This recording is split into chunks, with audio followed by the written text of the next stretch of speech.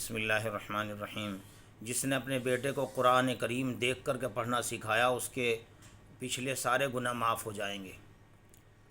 حدیث پاک میں ہے عن انس رضی اللہ عنہ قال قال رسول اللہ صلی اللہ علیہ وسلم من علم ابنہ القرآن نظرا غفر له ما تقدم وما تأخر۔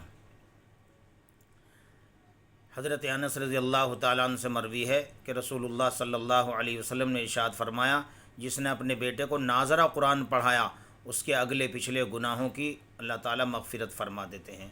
تو کتنی بڑی فضیلت ہے کہ اپنے بیٹے کو صرف ناظرہ سکھائیں، اس لیے کہ اللہ تعالیٰ کے نزدیک قرآن کریم افضل ترین کلام ہے۔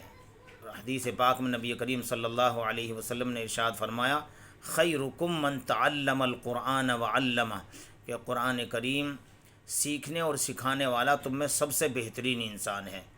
حدیث پاک میں ہے جو ناظرہ یہ سکھائے اس کو یہ اجر ہے، اور حافظہ کرنے والے کے کیا کہنے ہوں گے، اس کے والدین کو ایسا تاج پہنایا جائے گا، ضوءہ احسن من ضوء الشمس، جس کی روشنی سورج کی روشنی سے بھی زیادہ حسین ہوگی، اس کے کیا کہنے جو خود حافظ قرآن ہوگا۔